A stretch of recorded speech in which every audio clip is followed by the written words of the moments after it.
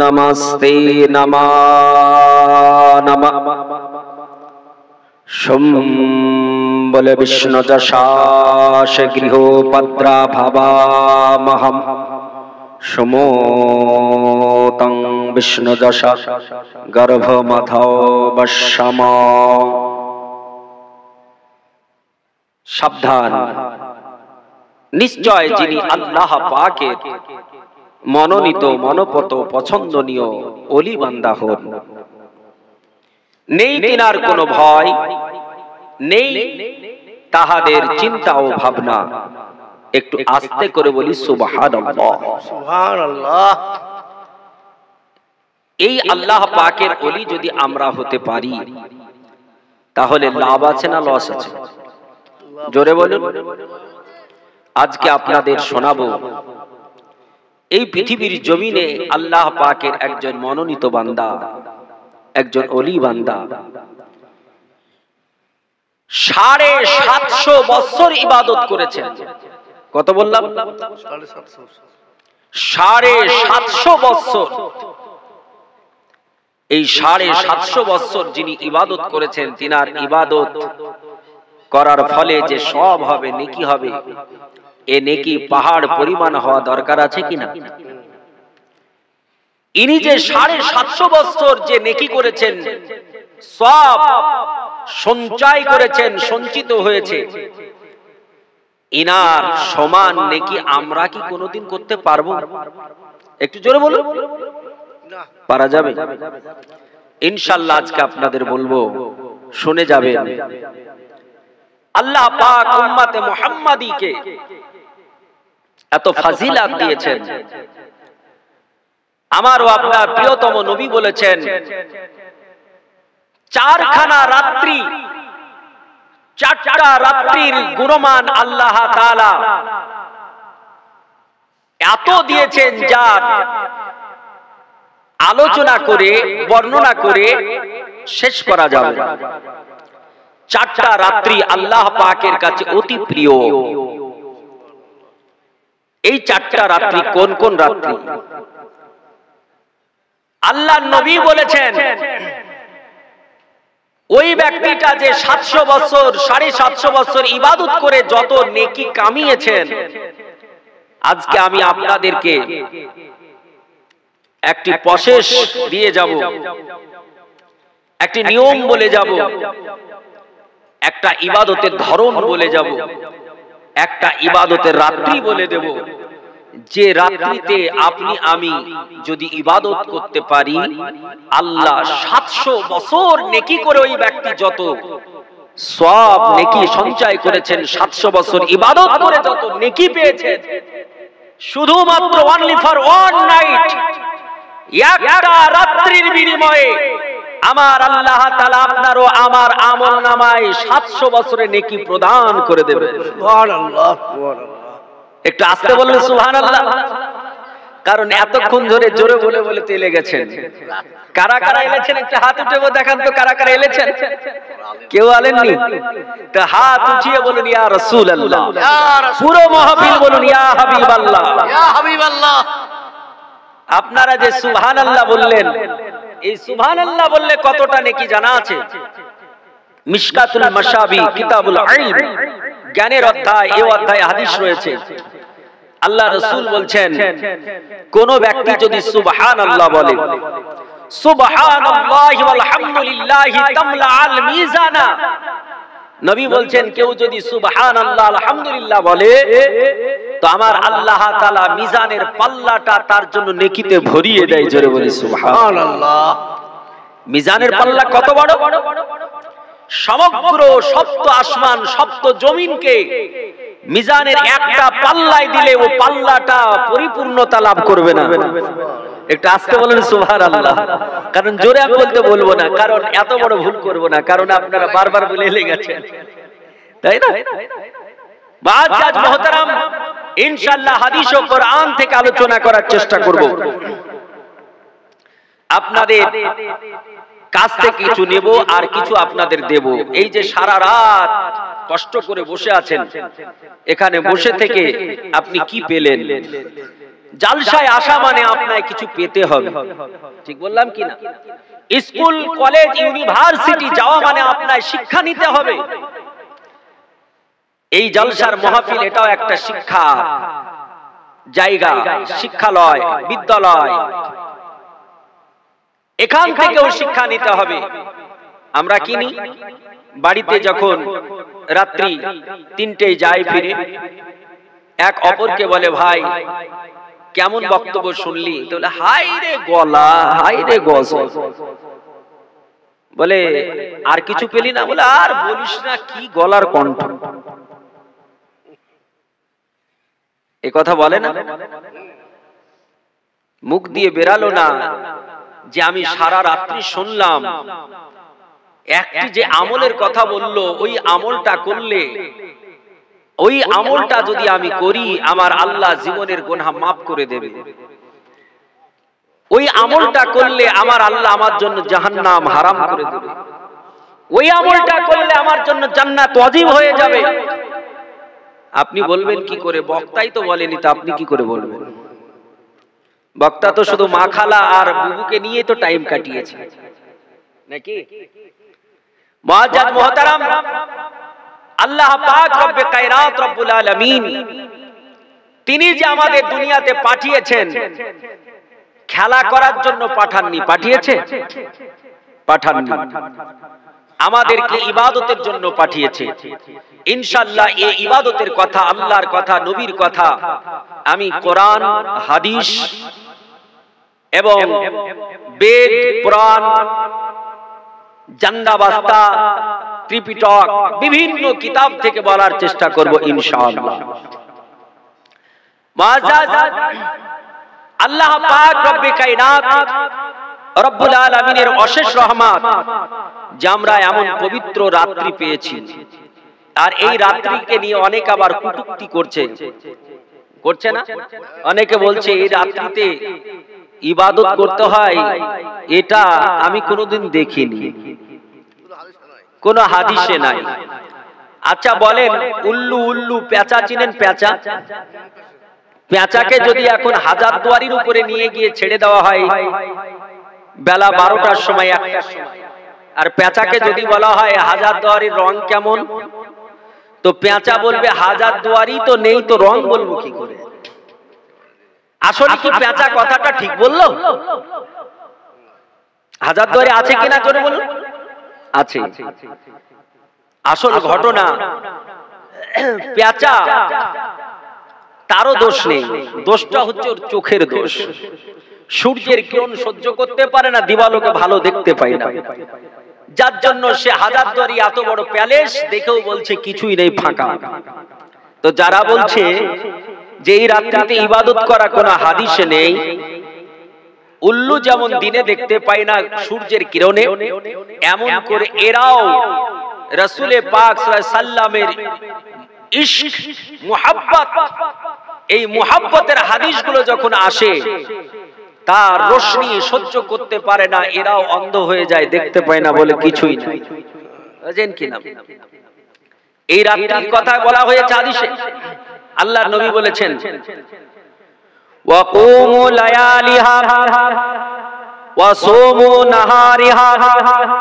আমার আল্লাহ তাআলা রব্বে কায়নাত বললেন, ও পৃথিবীর জমিনের বান্দারা, যখন তোমাদের সম্মুখে নিষ্পে শাবান চলে আসবে, যখন শাবান মাসের 15 তারিখ আগমন করবে, ওয়াকুমু লায়ালিহা, রাত্রি বেলায় জেগে জেগে আল্লাহ পাকের ইবাদত করো, রাত্রি বেলায় দাঁড়িয়ে দাঁড়িয়ে আল্লাহ পাকের ইবাদত করো, অর্থাৎ নামাজ আদায় করো, সালাত আদায় করো, এই রাত্রি বেলায় ইবাদত করো। ওয়াসুমু নাহারিহা।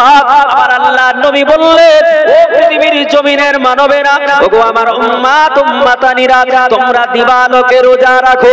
যারা দিবালোকে রোজা রাখলো আর রাত্রি বেলায় ইবাদত করলো, যারা দিনের বেলায় রোজা রেখে দিল, যারা রাত্রি বেলায় আল্লাহ আল্লাহ আল্লাহ আল্লাহ করে ডাকলো, ও মুসলমানেরা, ওদের লাভটা কি হবে? ওদের উপকারটা কি হবে? এই দুনিয়ার মানুষেরা তারা বলতে পারে মাওলানা আমরা অন্য দিনের মতো রোজা রাখবো, ওই রোজাতে যেমন নেকি এই রাত্রিতে তেমন নেকি হবে।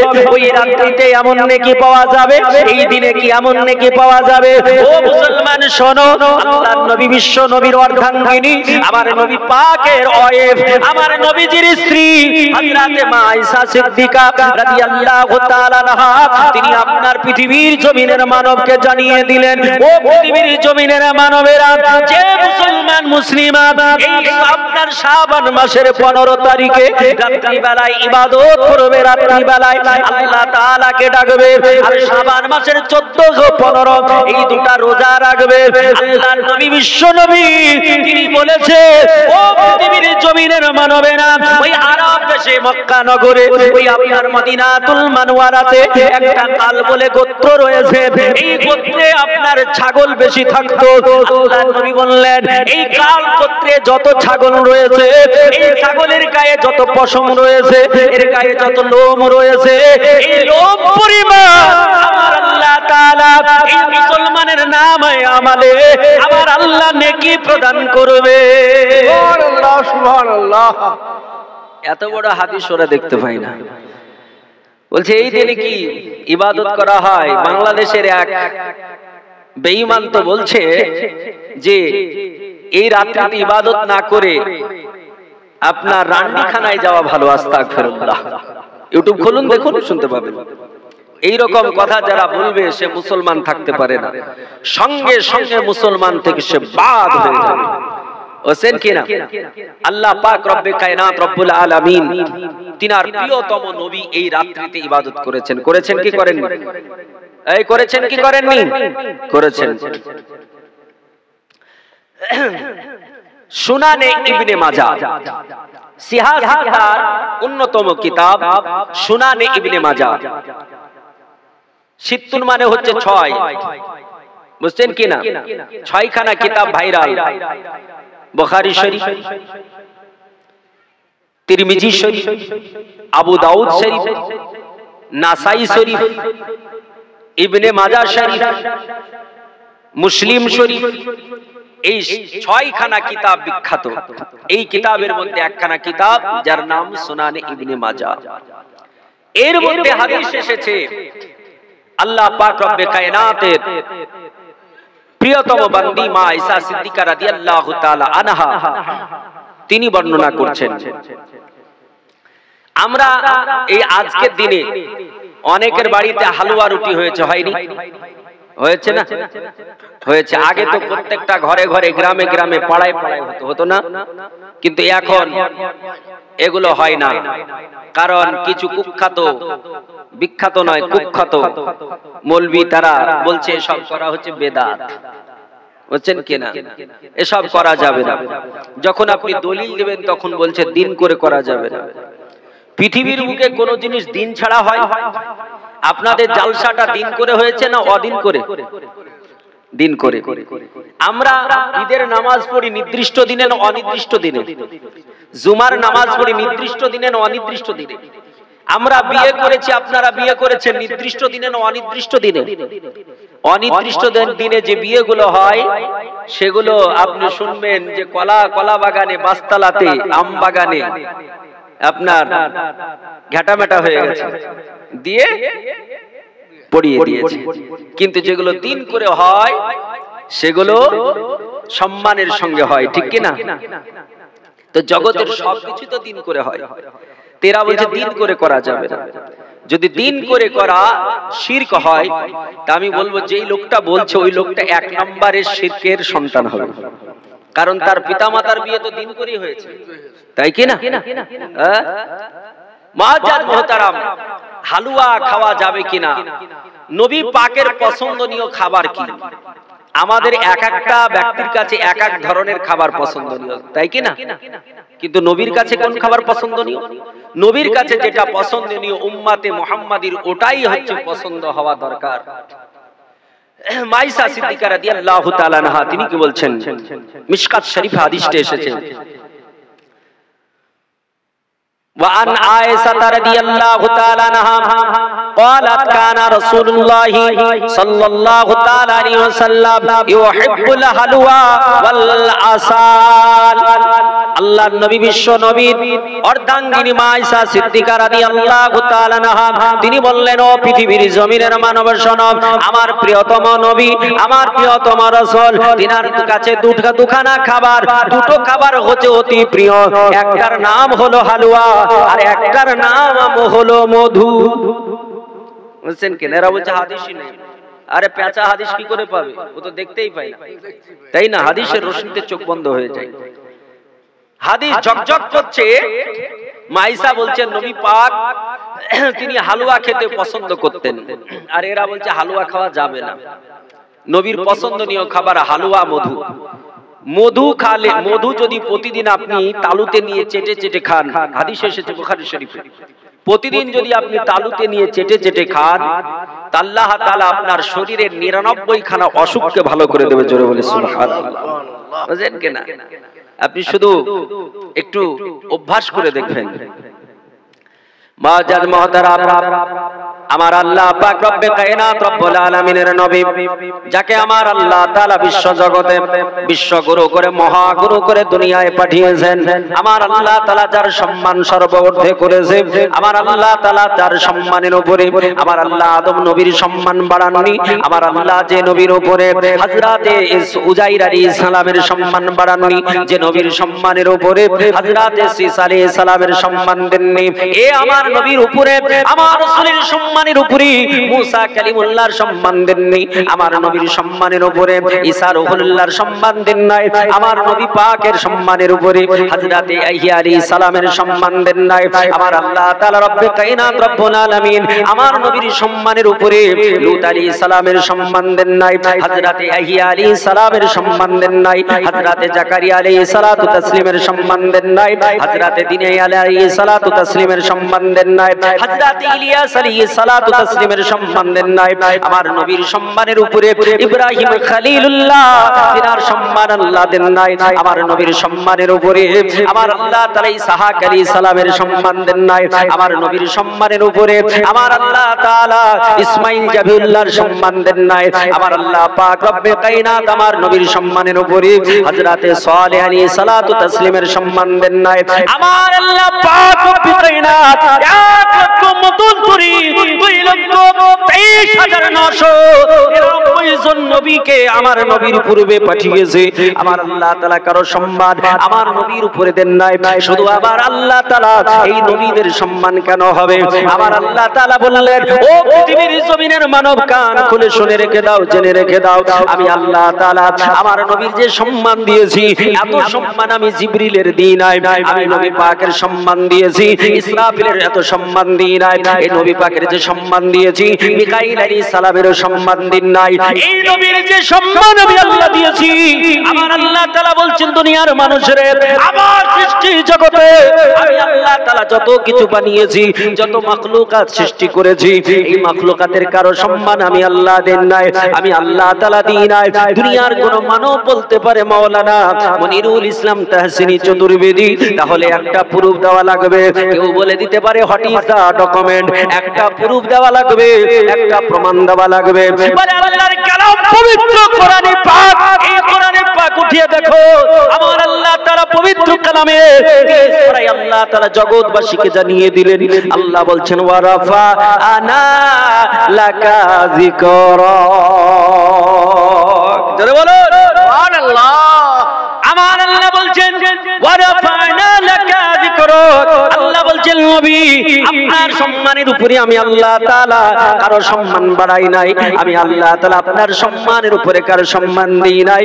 ও মুসলমানেরা, এটা আমার আল্লাহ আমার রব্বে কায়নাত রব্বুল আলামিন বলেছেন, তিনার শ্রেষ্ঠ রাসূলের সম্পর্কে নবী আমার জানিয়েছেন, এই দুনিয়ার বুকে হিন্দু ধর্মের ধর্মগ্রন্থ, এই ধর্মগ্রন্থের নাম হলো বেদ। এই বেদটা আবার 4 প্রকার, বেদের আপনার 4টা খণ্ড রয়েছে, একটার নাম হলো ঋগ্বেদ, একটার নাম হলো সামবেদ, একটার নাম হলো অথর্ববেদ, একটার নাম হলো যজুর্বেদ। এই যজুর্বেদের মধ্যে আপনার উল্লেখ রয়েছে শুধু যজুর্বেদ নয়, আমার নবী দুনিয়ার বুকে যখন পৃথিবীর জমিনে আসলে সেই দিন থেকে পৃথিবীর জমিনে 2500 বছর পূর্বে একখানা সংস্কৃত ধর্মে ধর্মগ্রন্থ ছিল যার নাম হলো কল্কি পুরাণ। এই কল্কি পুরাণের মধ্যে বলা হলো পৃথিবীর বুকের মানুষ সরব আল্লাহ তাআলা রব্বুল কায়নাত রব্বুল আলামিন বলেছেন ওয়া রাফা'না লাকা যিকরাক। আর মনীষী মনু তিনি বলছেন আল্লাহ রাসূল আল্লাহ রাসূলান মুহাম্মাদান।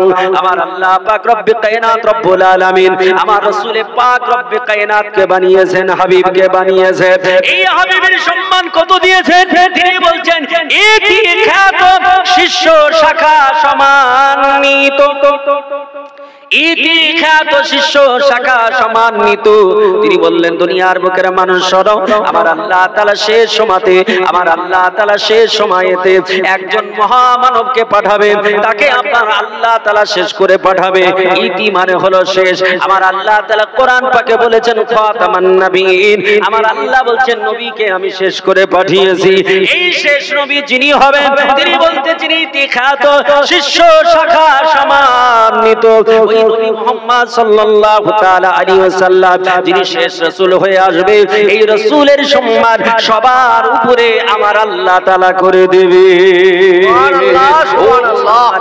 যে আমার আল্লাহ পাক রব্বুল কায়নাত রব্বুল আলামিন আমার নবীজির গুণগান বলেছেন, যে নবীর গুণগান আমার আল্লাহ তাআলা করেছেন। পৃথিবীর জমিনে যারা মনীষী বড় বড় রয়েছেন তারাও আমার নবী পাকের গুণগান করেছে, আমার নবী পাকের বর্ণনা দিয়েছে, আমার রাসূলুল্লাহর কথা বলেছে। এমন করে বেদের মধ্যে আমার আল্লাহ পাক রব্বুল কায়নাত রব্বুল আলামিনের বান্দা মনুষ্য মনু জগৎবাসীকে জানিয়ে দিলেন কি ওম নমস্তে নমা নমঃ হতার বিন্দ মহাশুরিন্দ্র আল্লাহু আল্লাহং জষ্টং ষষ্ঠং পরামং পরনং আল্লাহু আল্লাহ সোম বলে বিষ্ণু যশাস গৃহ পন্ত্রা ভাবা মহা সমতং বিষ্ণু যশা গর্ভ মাধব বশ্যম। যারা বলে সুবহানাল্লাহ সুবহানাল্লাহ। এ মুসলমানেরা আমার আল্লাহ পাক রব্বুল কায়নাত রব্বুল আলামিন আমার রব্বুল কায়নাতকে আমরা কয়জন মানি একটু জোরে বলতে হবে। আল্লাহকে কয়জন মানি আমরা? আল্লাহকে কয়জন মানি? আমরা আল্লাহ পাককে এক মানি। আমার আল্লাহ পাক রব্বুল কায়নাত রব্বুল আলামিন কোরআন পাকে তার প্রমাণ দিয়েছেন। আমার আল্লাহ তাআলা বললেন নবী কুল, হে নবী আপনি বলে দিন এটা ফেলে আমর। আমার আল্লাহ তাআলা নবীকে অর্ডার করছে না হাবিব আপনি বলে দিন আল্লাহু আহাদ, আল্লাহ হলো এক, আল্লাহু সামাদ, আল্লাহ হলো পবিত্র। আমার আল্লাহ পাক রব্বুল কায়নাত রব্বুল আলামিনের বান্দারা এই জগতে আমার আল্লাহর বান্দারা সবাই কিন্তু আমাকে আল্লাহকে এক বলে না। এই পৃথিবীর জমিনে সব বান্দা আল্লাহকে এক বলে মানে না। তবে পৃথিবীর বুকে তিনখানা ধর্মের মানুষ তারা আমার আল্লাহকে এক বলে জানে। এই পৃথিবীর বুকে অগণিত ধর্মের মানুষ রয়েছে, এদের মধ্যে মাত্র তিনখানা ধর্মের মানুষ, মাত্র তিনখানা ধর্মের মানুষ তারা আল্লাহকে এক বলে জানে। only for 3 religions, মাত্র তিনটা ধর্মের। এই তিনটা ধর্মের মানুষ ব্যতীত যারা আছে তাদের কারো নাম আপনার সনাতনী, যাদেরকে আমরা হিন্দু বলে থাকি, কাউকে আমরা বৌদ্ধ বলে থাকি, কাউকে আমরা এমন করে অগ্নি পূজক মাজুসী বলে থাকি। এই পৃথিবীর জমিনে কত না ধর্ম আছে, মত রয়েছে।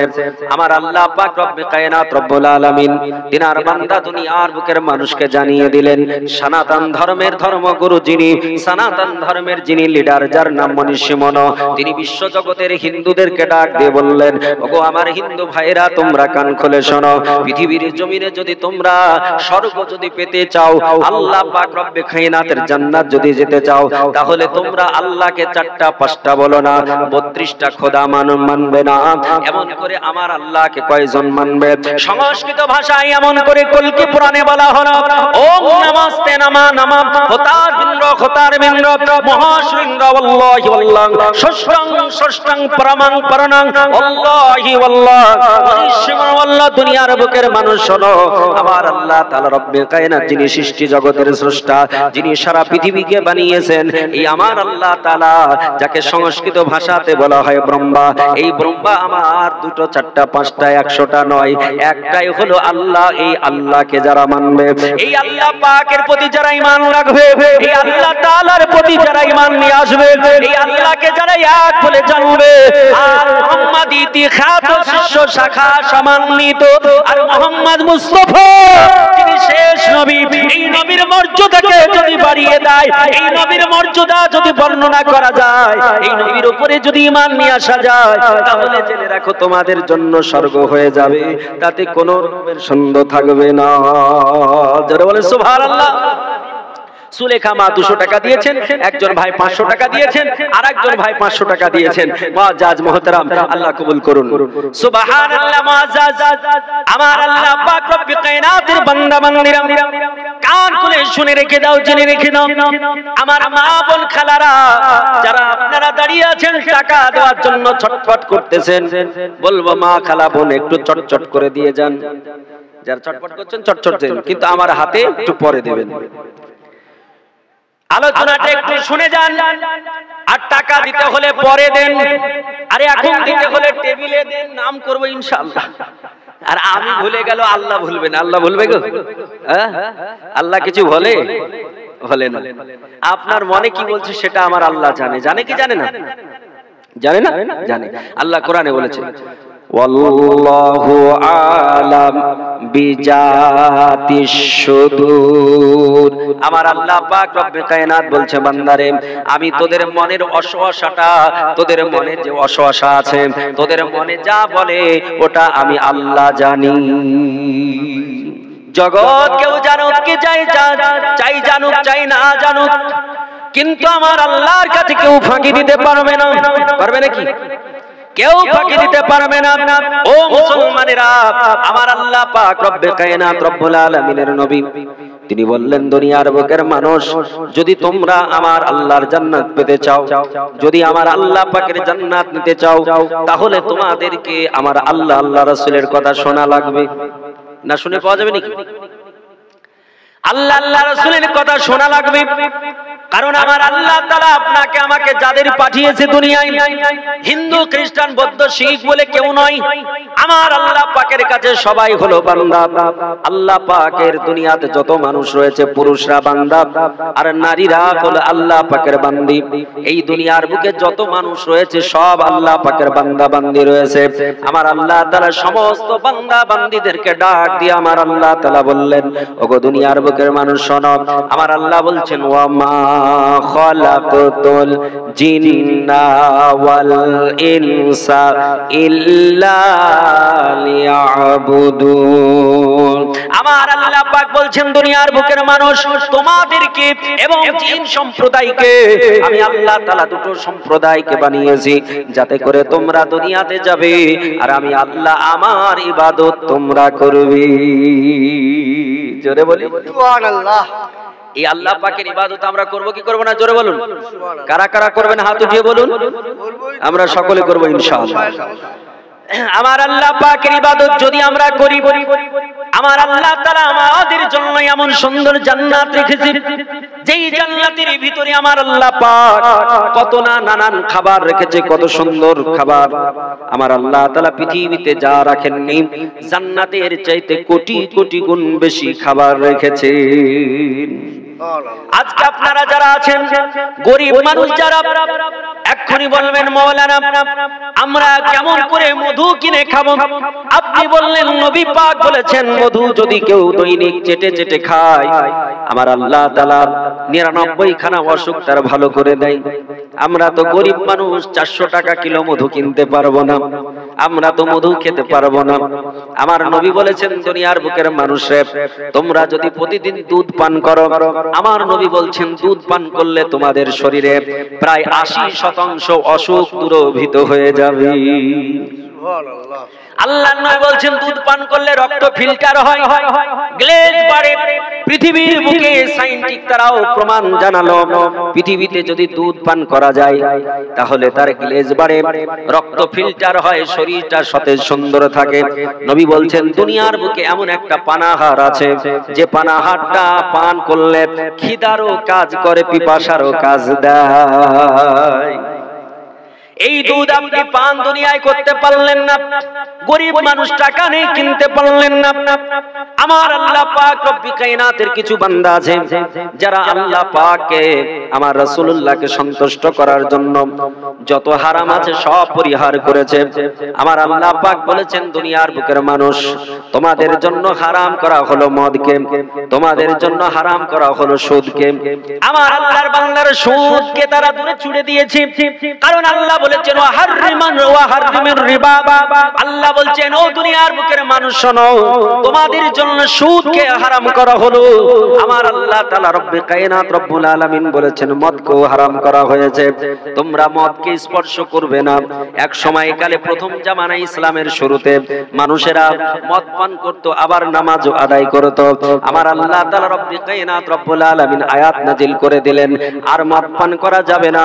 আল্লাহ কোরআনে বললেন ও দুনিয়ার বুকের মানুষ খান করে শোনো, আল্লাহ বলছেন ও দুনিয়ার বুকের মানুষেরা তোমরা যখন মদ পান করবে তখন তোমরা নামাজের কাছে যাবে না, নামাজ পড়বে না। আমার আল্লাহ পাক রব্বে কায়নাত রব্বুল আলামিনের বান্দারা তারা যারা পরেজগার মুত্তাকিন তারা মদকেও ছেড়ে দিল। এখন দুনিয়ার বুকে কত কিছু খেতে মন চাই কিন্তু সেগুলো ভয় আল্লাহর ভয়ে খেতে পারে না, আর নইলে টাকা নাই পয়সা নাই তাই পারে না। পৃথিবীর জমিনের মানব যখন তুমি জান্নাতে যাবে এই জান্নাতে খাবারগুলো তুমি পাবে কিনা? আমার আল্লাহ তাআলা পবিত্র কালাম কোরআন পাকে বলতেছেন শুনুন, আল্লাহ বলছেন ওয়াতাজিরি মিন তাহতিহাল আনহার। আমার আল্লাহ বললেন বান্দারে আমি জান্নাতের ভিতরে একটা নহর বানিয়ে রেখেছি, একটা নদী বানিয়ে রেখেছি, একটা রিভার বানিয়ে রেখেছি। এই নদীতে একটা নদী থাকবে, চারখানা তরল পদার্থ চলবে, ওই চারখানা পানি জাতীয় জিনিস চলবে। একটার নাম হবে দুধ, একটার নাম হবে মধু, একটার নাম হবে সারাবান তোহরা অর্থাৎ পবিত্র মদ, আর একটার নাম হবে পানি। এই চারটা তরল চলবে কিন্তু কেউ কারোর সঙ্গে মিশ্রিত হবে না। একটু আস্তে বলা যাবে সুবহানাল্লাহ। দুনিয়ার কোন লজিক ম্যান, কোন আপনার যুক্তিবিদ বলতে পারে মাওলানা মনিরুল ইসলাম তেহসিনি এটা কেমন করে হতে পারে? পৃথিবীর জমিনে এটা আমরা মানতে পারি না, কারণ একটা গ্লাসে যদি পানি রাখা হয়, ওই গ্লাসে আবার যদি দুধ দেওয়া হয়, ওই গ্লাসে আবার যদি মধু দেওয়া হয়, ওই গ্লাসে আবার যদি মদ দেওয়া হয়, বলুন ওই গ্লাসের পানি মদ দুধ এগুলো স্তরে স্তরে থাকবে না, সব এক জায়গায় হয়ে যাবে? সব একত্রিত হয়ে যাবে না স্তরে স্তরে থাকবে? জোরে বলুন, একত্রিত হয়ে যাবে না? তরল কোনদিন স্তরে স্তরে থাকতে পারে না। কিন্তু আমার আল্লাহ তাআলা বলছেন দুনিয়ার মানুষরে আমি আল্লাহ তাআলা জান্নাতে যে নদী বানিয়েছি একটাই নদী হবে, চারটা তরল একসঙ্গে চলবে, কেউ কারোর সঙ্গে মিশ্রিত হবে না। পৃথিবীর জমিনের কোন মানুষ বলতে পারে Maulana Monirul Islam Tehsini Chaturvedi what is the document? একটা প্রুফ দেওয়া লাগবে পৃথিবীর জমিনে। আমার আল্লাহ বলছে বান্দারে এটা তোরা বলবি, এটা আমি আল্লাহ তাআলা আগেই জানি। আল্লাহ জানে কিনা যেটা কেউ বলবে? কোন এইরকম পাকা লোক থাকে কেউ জিজ্ঞেস করতে পারে? আমার আল্লাহ তাআলা বলছে বান্দারে আমি আল্লাহ তাআলা তার প্রমাণ পৃথিবীর জমিনে আগেই দিয়ে দিয়েছি। আল্লাহর কুদরত কেউ বুঝতে পেরেছে নাকি? আল্লাহর কুদরত কেউ বুঝতে পেরেছে? আল্লাহর কুদরত বোঝার জন্য পৃথিবীর বুকে বড় বড় বৈজ্ঞানিকেরা তারা গবেষণা চালিয়ে যাচ্ছে।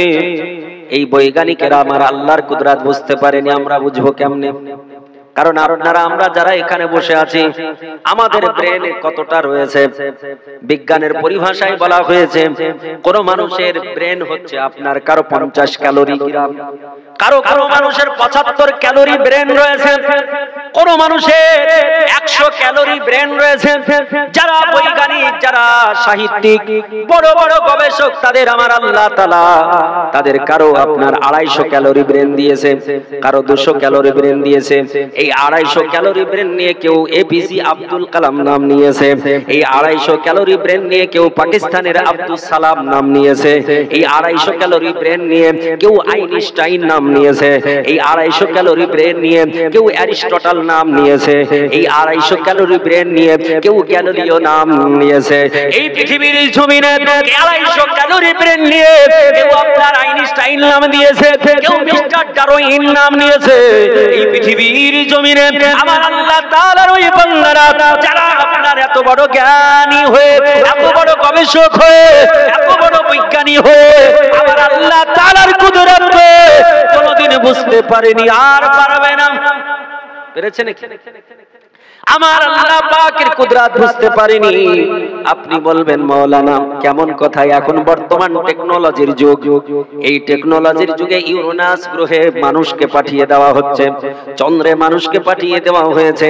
এই আপনার প্রায় 6-7 মাস পূর্বে আমেরিকা থেকে একজন মহিলাকে চন্দ্রে পাঠানো হয়েছে। এই মহিলাটা আপনার ভারতের পাঞ্জাবের দেশে বাড়ি, পাঞ্জাব রাজ্যে মেয়েটার বাড়ি। আপনার এমন করে সঙ্গীতা উইলিয়াম যার নাম, এই মেয়েটা আপনার আল্লাহ পাক রব্বে কায়নাত রব্বুল আলামিনের বান্দি, যিনি আপনার এর পূর্বে একবার চন্দ্রে গিয়েছিলেন আর একবার চাঁদে ভ্রমণ করতে গিয়ে পৃথিবীর জমিনে এসে তিনি ইসলাম ধর্ম গ্রহণ করেছিলেন। এই মেয়েটা আপনার পাঞ্জাবে বাড়ি, এই মেয়েটা চন্দ্রে ভ্রমণ করতে গিয়ে চন্দ্র থেকে এসে ইসলাম ধর্ম গ্রহণ করেছে। এই মেয়েটা ইসলাম ধর্ম গ্রহণ করেছে তা নয়, এর আগেও আমেরিকা থেকে একটা বৈজ্ঞানিক নীল আর্মস্ট্রং বলে একজন বৈজ্ঞানিক, তিনিও আপনার চন্দ্র ভ্রমণ করতে গিয়ে পৃথিবীর বুকে এসে ইসলাম ধর্ম গ্রহণ করেছে। বলে কারণটা কি একটু বলা যাবে, কারণটা কি একটু শোনা যাবে নাকি? ওগো মুসলমান শোনো, এই পৃথিবীর জমিনে আমার আল্লাহ তাআলা মদিনাতুল মুনাওয়ারাতে একজন নবী পাককে আমার আল্লাহ তাআলা শায়িত অবস্থায় রেখেছেন, যে নবী আমার জন্য আপনার জন্য কিয়ামতের সকাল পর্যন্ত কাঁদতেছে, যে নবী মুস্তাফা আপনার জন্য আমার জন্য কিয়ামতের সকাল পর্যন্ত ভাবতেছে। ওই নবী আমার মক্কাতুল মুকাররমাতে আগমন করেছিলেন, আমার আল্লাহ তাআলা মক্কাতুল মুকাররমাতে পাঠিয়েছিলেন সেই 570 খ্রিস্টাব্দ, কেউ বলেছেন 571 খ্রিস্টাব্দ। এই আপনার যে এখানে আমার আল্লাহ তাআলা পাঠিয়েছেন, এর ব্যাপারেও আপনার ওই সংস্কৃত ভাষাতে হিন্দু ধর্মের ধর্মগ্রন্থে এটাও বলে দেওয়া হয়েছে। সংস্কৃত ভাষায় এমন করে কল্কি পুরাণে বলা হলো, বেদের মধ্যে বলা হলো, শেষ ঋষি মহারিষি যিনি আসবেন, অন্তিম ঋষি যিনি আসবেন, শেষ প্রফেট যিনি আসবেন, কল্কির অবতার যিনি আসবেন, তিনি কোথায় আসবেন সেটা বলা হলো। বলে বিষ্ণু যশাস গৃহপদ্রা ভাবা মহম সমতং বিষ্ণু যশা গর্ভ মাধব বশ্যম। আস্তে বলুন সুবহানাল্লাহ, সুবহানাল্লাহ। বলে ওই মহারিষি অন্তিম ঋষি তিনি সম্বল শহরে আসবেন। সম্বল এটা সংস্কৃত ভাষা, আর সংস্কৃত ভাষাকে আরবিকে ট্রান্সলেট করলে হয় দারুল আমান, আর দারুল আমানকে বাংলায় যদি অর্থ করা হয় তার অর্থ হয় শান্তিপূর্ণ শহর। এই দারুল আমান সম্বুল শহর, শান্তিপূর্ণ শহর, এটা দুনিয়ার অন্য কোন শহরকে বলা হয় না। ওই শহরটার নাম হলো মক্কাতুল মুকাররমা। সুবহানাল্লাহ। আমার আল্লাহ তাআলা মক্কাতুল মুকাররমায় তিনায় পাঠাবেন। তিনার বাবার নাম কি হবে? সংস্কৃত ভাষায় বলা হলো বিষ্ণু যশা, বাবার নাম হবে বিষ্ণু যশা। এই বিষ্ণু যশা মায়ের নাম হবে সুমতি। এই বিষ্ণু যশা সংস্কৃত ভাষা, আরবিকে ট্রান্সলেট করলে হয় আব্দুল্লাহ, আর বাংলায় অর্থ করলে হয় আল্লাহ পাকের কৃত দাস। আল্লাহ পাকের কৃত দাস আব্দুল্লাহ, এটা আমার নবী মুস্তাফার বাবার নাম কি নাম? আমার নবী মুস্তাফার ফাদারের নাম হলো আব্দুল্লাহ। সংস্কৃত ভাষায় বলা হলো পিতার নাম হবে বিষ্ণু যশা অর্থাৎ আব্দুল্লাহ, মায়ের নাম হবে সুমতি। সংস্কৃত ভাষা সুমতি, সংস্কৃত ভাষা আরবিকে ট্রান্সলেট করলে হয় আমেনা, আর বাংলায় অর্থ করলে হয় যার অর্থ হলো জিনার হৃদয়টা হলো কমল, সুন্দর, স্বচ্ছ। জোরে বলি সুবহানাল্লাহ। আমার আল্লাহ পাক রব্বে কায়নাত রব্বুল আলামিন যে নবী মুস্তাফাকে এই স্বচ্ছ হৃদয়ওয়ালা মা ইনার উদার হতে পৃথিবীর জমিনে পাঠিয়েছে, আমার আল্লাহ পাক রব্বে কায়নাত রব্বুল আলামিনের নবী দুনিয়ার বুকে এসেছেন শুধু মানবের কল্যাণের জন্য। নবী পাক নিজের কামিয়াবের জন্য পৃথিবীতে আসেন নাই, আমার আল্লাহ তাআলা নবীকে পাঠিয়েছেন যাতে করে পথহারা মানুষগুলোকে পথ দেখানো যায়। সুবহানাল্লাহ। বিপদগামীকে সুপথে নিয়ে আসা হয়। আমার আল্লাহ পাক রব্বুল কায়নাত রব্বুল আলামিন আমার আল্লাহ তাআলা নবী পাককে একটা হলি বুক দিলেন, আমার আল্লাহ তাআলা একটা গাইডলাইন দিয়ে দিলেন, গাইড বুক দিয়ে দিলেন যেটা আপনার আমার জন্য গাইড বুক হয়ে কিয়ামত পর্যন্ত থাকবে। এই গাইড বুকটাকে যদি আপনি আমি ধরে রাখতে পারি, আঁকড়িয়ে ধরতে পারি, পৃথিবীর জমিনে কোনো জায়গায় আপনাকে অসম্মানিত হতে হবে না, কোথাও আপনাকে মাথা নত করতে হবে না। এই গাইড বুকের ভিতরে আপনি যদি ওই ইউরেনাসের কথা যদি খোঁজ করেন তার মধ্যে আছে, চন্দ্রের কথা যদি আপনি খোঁজ করেন তার মধ্যে আছে, আপনি ভলকান্ডের কথা যদি জানতে চান ওর মধ্যে আপনার রয়েছে, যদি আপনি এমন করে বৃহস্পতি গ্রহের কথা জানতে চান সেটাও ওই আপনার গাইড বুকের মধ্যে আছে। আপনি যদি আটলান্টিক মহাসাগরে অতল তলে আপনি যদি ব্যাকটেরিয়া সম্পর্কে জানতে চান ওই কথাটাও কোরআন পাকে আছে। আমার আল্লাহ তাআলা বললেন বান্দারে ও দুনিয়ার বুকের মানুষ শোনো, আমার আল্লাহ তাআলা এই কোরআন পাকে বলেছে ওয়াতাজরি মিন তাহতিহাল আনহার। আল্লাহ বললেন দুনিয়ার বুকের মানুষ শোনো, আমি জান্নাতের জন্য নদী বানিয়েছি, এই নদীতে চারটা তরল পদার্থ একসঙ্গে চলে অথচ কেউ কারো সঙ্গে মিশ্রিত হয় না। আপনার যদি কাছে এখন আমার নবী পাকের চাচাইতো ভাই যার নাম হযরতে আব্দুল্লাহ, যেখান থেকে আব্দুল্লাহ ইবনে আব্বাস বলা হয়, আব্বাসের ছেলে হয় আব্দুল্লাহ, এই হযরতে আব্দুল্লাহ ইবনে আব্বাসের একটি লিখিত কিতাব যার নাম হচ্ছে তাফসীর আব্বাসিয়া। এই তাফসীর আব্বাসিয়া তৃতীয় খণ্ড যদি উঠান আপনি দেখতে পাবেন আমার আল্লাহ বলছে বান্দারে পৃথিবীর জমিনের মানুষ তোমাদের মন বলে এটা কেমনে হতে পারে, এটা হবে না। দুনিয়ার বুকের মানুষ কনফিউশনে পড়তে পারে, অনেক মানুষ ঈমান হারা সর্বহারা হতে পারে। আমার আল্লাহ তাআলা বললেন দুনিয়ার মানুষ শোনো, পৃথিবীর জমিনেও এর প্রমাণ আমি দিয়েছি দুখানা সাগর। আমার আল্লাহ পবিত্র কালাম কোরআনে পাক সূরাটার নাম সূরা রহমান, আমার আল্লাহ তাআলা 27 পারায় পৃথিবীর জমিনের মানবকে জানিয়ে দিলেন। আল্লাহ বলছেন মারাজাল বাহরাইনি ইয়ালতাকিয়ান বাইনাহুমা বারযাখুল লা ইয়াবগিয়ান।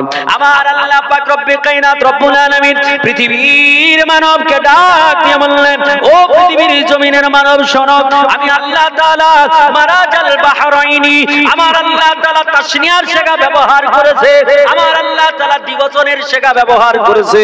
আমার আল্লাহ বললেন দুনিয়ার মানব রে, আমি আল্লাহ তাআলা রব্বে কায়নাত রব্বুল আলামিন পৃথিবীর জমিনে এমন দুটো সাগর বানিয়েছি, এমন দুটো আপনার সাগর তৈরি করেছি, এই সাগর দুটো এক অপরের সঙ্গে মিলিত আছে।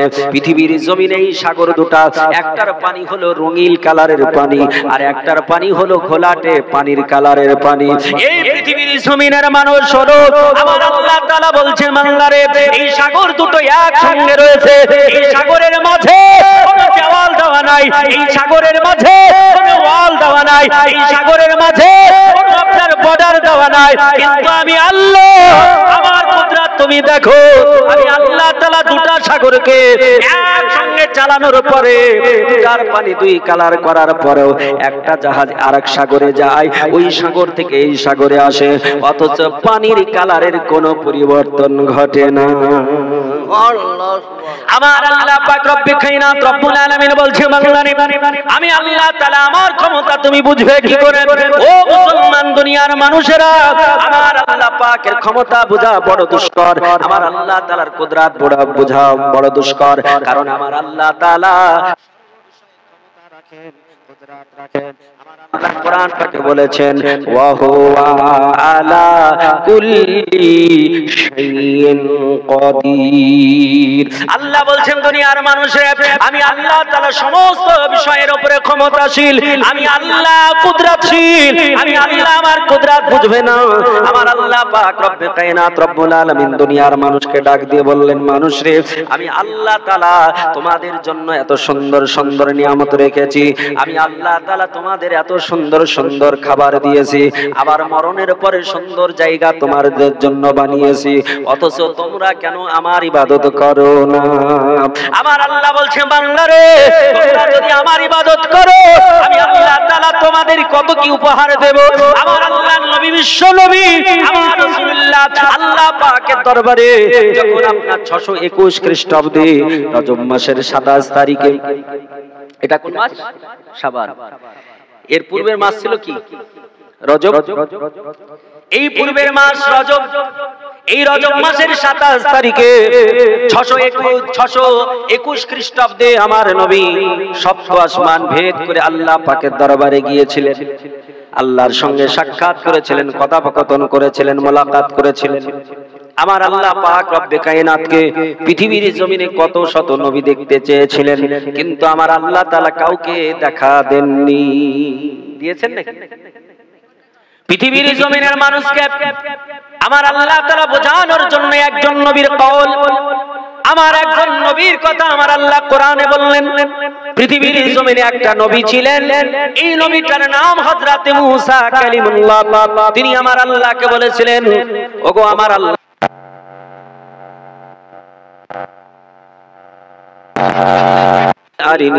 আল্লাহ তোমায় একটু দেখতে চাই, তোমায় দর্শন করতে চাই। আল্লাহ বললেন লান তারানি ইয়া মূসা, মূসা তুমি আমায় দেখতে পারবে না, বরদাস্ত করতে পারবে না। আমার আল্লাহ তাআলাকে কত শত ডেকেছিলেন, কিন্তু আমার আল্লাহ সরাসরি দেখাতেন নাই, শুধুমাত্র বললেন পবিত্র তাওয়া নামক স্থানে চলে এসো।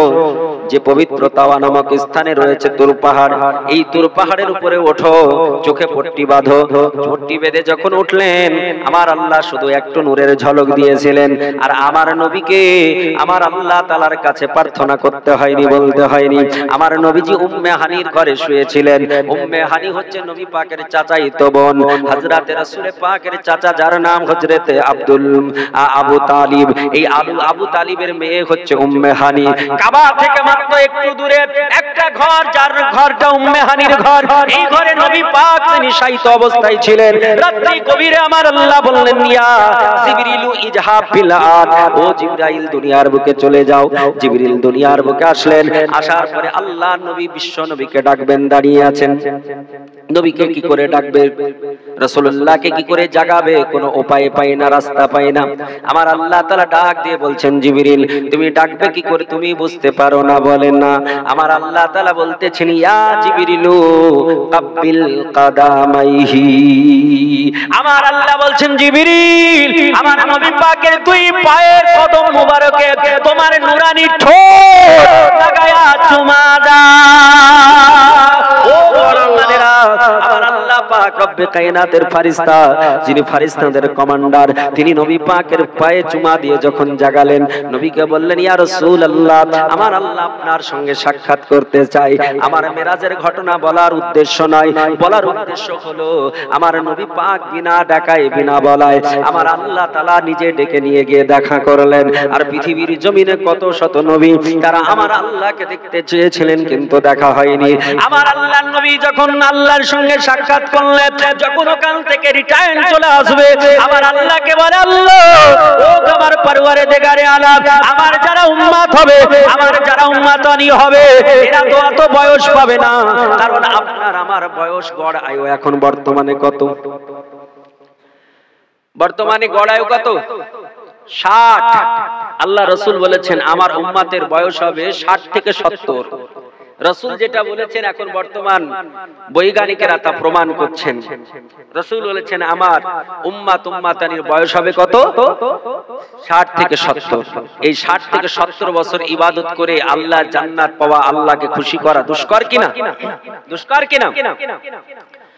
আমার আল্লাহ পাক রব্বে কায়নাত রব্বুল আলামিন দিনার নবী পাক যখন আল্লাহকে বললেন, আমার আল্লাহ বলছেন নবীজি তুমি চিন্তা করবে না, লা তাহজান ইয়া নবী, ওগো আমার নবী তুমি চিন্তা করবে না, ওগো আমার হাবিব চিন্তা করবে না, আমি আল্লাহ তাআলা আপনার উম্মাতানির জন্য, আপনার উম্মাতানির জন্য আমি আল্লাহ তাআলা এমন কিছু রাত্রি দেব, যে রাত্রিগুলোই যদি আপনার উম্মাতানি ইবাদত করে, ওই মানুষেরা যারা 1000 বছর ইবাদত করেছিল, যারা 1500 বছর ইবাদত করেছিল, যারা 700 বছর ইবাদত করেছিল, আমি আল্লাহ তাআলা ওদের সমান ইবাদতের নেকি আমি আল্লাহ তাআলা আপনার উম্মাতানির নামায়ে আমালে দিয়ে দেব।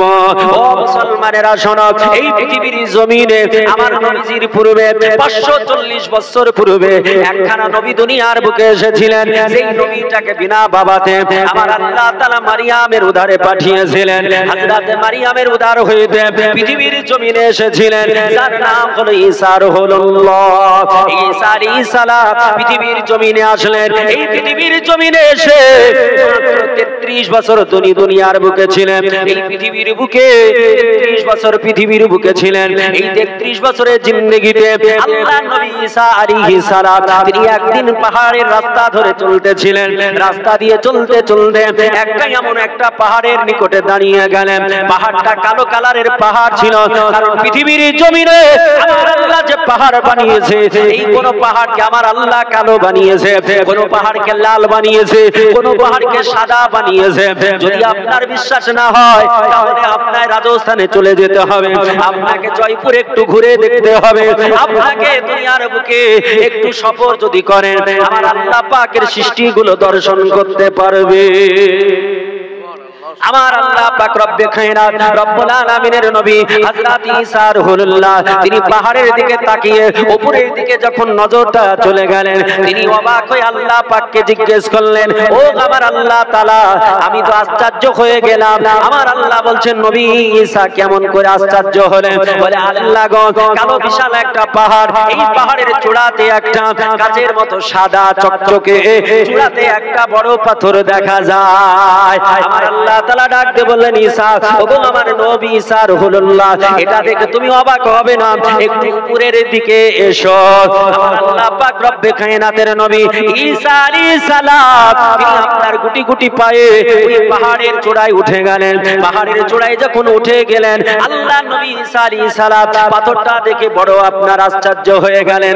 আল্লাহর নবী ঈসা আলাইহিস সালামের মনে কৌতূহল জাগলো, ওগো আমার আল্লাহ পাক রব্বে কায়নাত রব্বুল আলামিন, এই কালো পাহাড়ের উপরে এত সুন্দর করে পাথর তুমি বসিয়ে রেখেছো, আল্লাহ কারণটা কি বলা যাবে?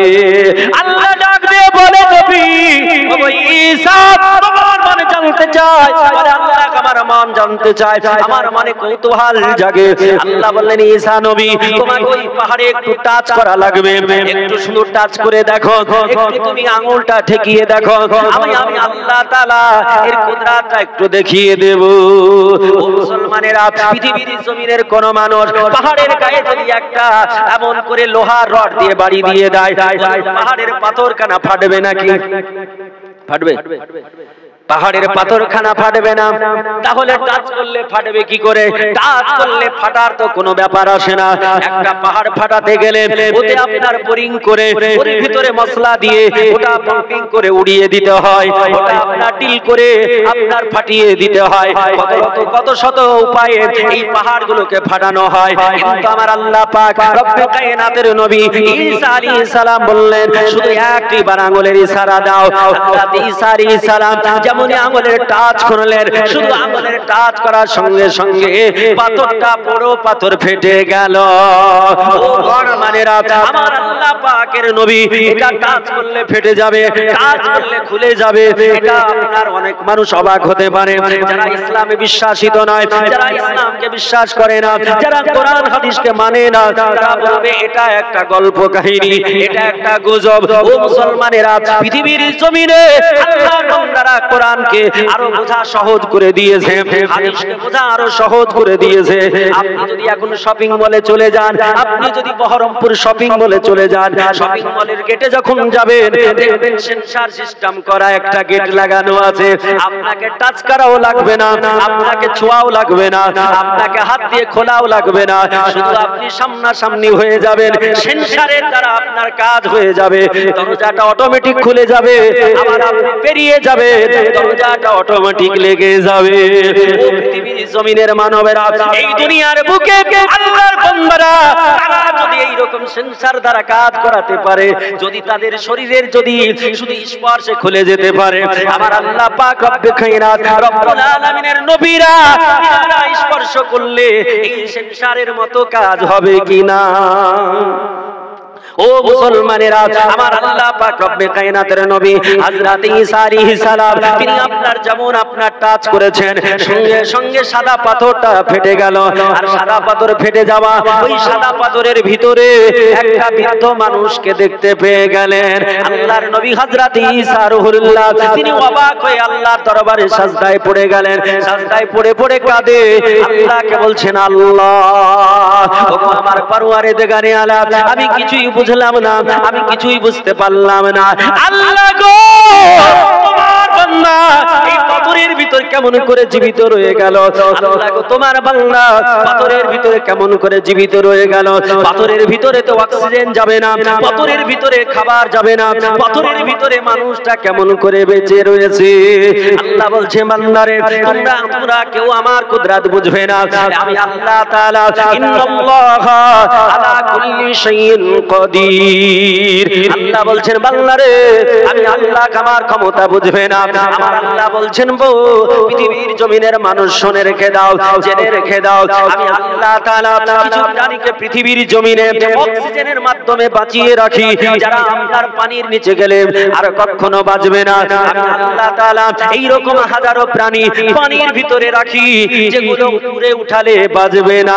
আমার আল্লাহ বলছে, বান্দারে পৃথিবীর বুকে আগুন জ্বলবে, আগুনে যদি কোনো পানির প্রাণী ঢুকে যায় সেগুলো পুড়ে মারা যাবে, যদি পৃথিবীর কোনো প্রাণী ঢুকে যায় সেই প্রাণীটাও মারা যাবে। আমার আল্লাহ বলছে, বান্দারে আমার কুদরত বুঝবি না, আমি আল্লাহ তাআলা আগুন যখন মানুষেরা জ্বালায়, আগুন জ্বলার সঙ্গে সঙ্গে আমি আল্লাহ তাআলা আগুনের ভিতরেও এক প্রকারের কীটের জন্ম দিয়ে দিই। করে বলা যাবে? শেষ করে দেবো নাকি? শেষ করবো? তাহলে একটা হাত উঠিয়ে বলা যাবে, ইয়া রাসূলুল্লাহ, ইয়া রাসূলুল্লাহ, সকলে বলুন ইয়া হাবিবাল্লাহ। ও মুসলমানেরা, আমার আল্লাহ পাক রব্বে কায়নাত, আমার নবী পাক, আমার আল্লাহ তাআলা নবী পাকের সম্মান কত দিয়েছে। এই আল্লাহ পাক রব্বে কায়নাত রব্বুল আলামিনের নবী তিনি পৃথিবীর জমিনের মানবকে বললেন, ও দুনিয়ার বুকের মানবেরা, আমার আল্লাহ পাক রব্বে কায়নাত রব্বুল আলামিন তোমার কত বড় সম্মান দিয়েছে শোনো। ঈসা আলাইহিস সালাম আল্লাহকে জিজ্ঞেস করলেন, আল্লাহ এই মানুষটা কতদিন ধরে ইবাদত করে? আমার আল্লাহ বলছে, নবী আমি আল্লাহ তোমারে বলবো না, আমি আল্লাহ তোমারে জানাবো না। আল্লাহ বলছে, নবী তুমি নিজে জিজ্ঞেস করো ওই ব্যক্তিকে। আল্লাহ পাক রব্বে কায়নাতের নবী এই যুগে যুগে আমার আল্লাহ তাআলা নবীদের পাঠিয়েছে, এই নবীদেরকে যারা প্রিয় করে নিয়েছে, এই নবীদের কথা যারা ফলো করেছে, এই নবীদেরকে যারা মেনে নিয়েছে, নবী পাককে যারা আপনারা আপন করে নিয়েছে, আপনারা যারা নবী পাককে আইডিওলজি মেনে নিয়েছে, আইডিয়াল মেনে নিয়েছে, ওই ব্যক্তিরা ইহ জগতে কামিয়াব হয়েছে, পর জগতে তারা উত্তীর্ণ হয়ে আল্লাহর জান্নাত উপভোগ করবে। নবী ছাড়া কোনো জায়গা পাবে না, নবী ছাড়া কিছু হবে না। এই জন্য কেউ বলছেন, নবী ছাড়া জান্নাত পাবে না, প্রিয় নবীকে ভোলা যাবে না। নবী ছাড়া, নবী ছাড়া জান্নাত পাবে না, প্রিয় নবীকে ভোলা যাবে না। সুবহানাল্লাহ। আল্লাহ বলে পবিত্র কোরআনে,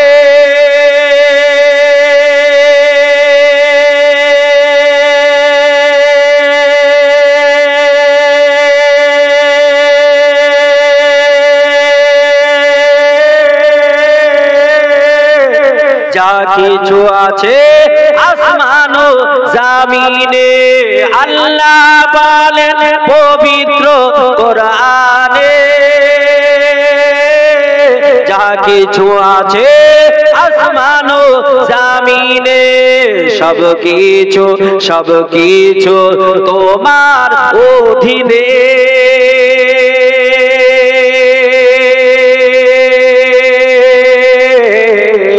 প্রিয় নবীকে ভোলা যাবে না, যারা বলে সুবহানাল্লাহ। প্রিয় নবীকে ভোলা যাবে না। ও নবী মুস্তাফাকে যারা আপনার ভুলবে না তারা ইহ জগতে কামিয়াব হয়ে যাবে, পর জগতে উত্তীর্ণ হয়ে আমার আল্লাহর জান্নাত পেয়ে যাবে। ওই নবী ঈসা রুহুল্লাহ আল্লাহ পাককে জিজ্ঞেস করলে আল্লাহ বলছেন আমাকে নয়, ওই বৃদ্ধ মানুষটাকে জিজ্ঞেস করো। ঈসা আলাইহিস সালাম বললেন, ওগো আল্লাহর বান্দা, তুমি এখানে কতদিন ধরে ইবাদত করো? এই পাথরের ভিতরে কতদিন ধরে আল্লাহকে ডাকো? তিনি বললেন, ওগো আল্লাহর নবী ঈসা, আমি একদিন দুই দিন নয়, 1 বছর 2 বছর ধরে ডাকি না। আমার আল্লাহর নবী বললেন, কত বছর?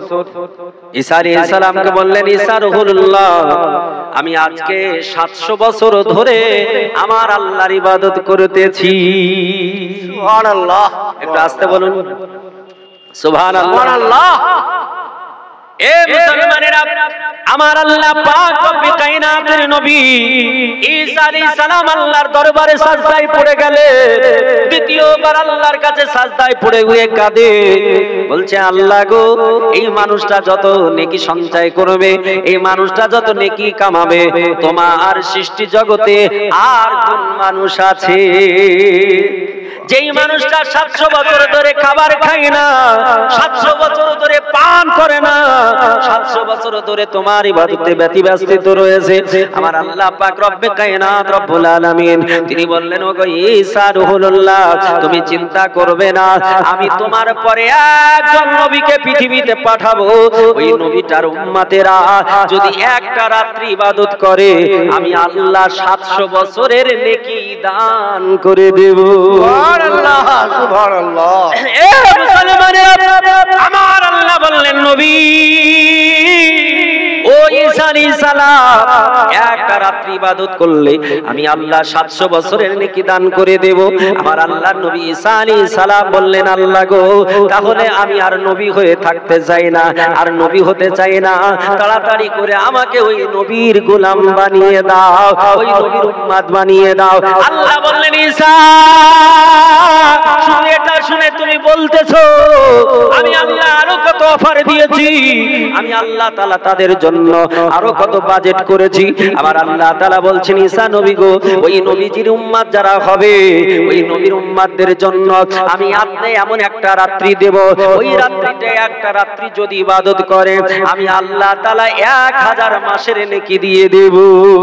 আমার আল্লাহ কোরআন পাকে বলেছে, আমার আল্লাহ তাআলা রব্বে কায়নাত রব্বুল আলামিন তিনার নবী দুনিয়ার বুকের মানুষকে জানিয়েছে, পৃথিবীতে 4টা রাত্রি আছে, এই 4টা রাত্রি আল্লাহর কাছে অতি পছন্দনীয়।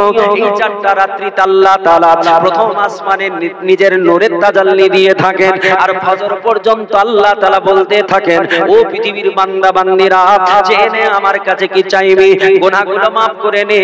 আমার আল্লাহ বলবে, কি চাইবি, কি নিবি, কি তোদের প্রয়োজন একটু বল, আমি আল্লাহ তোদের দেব।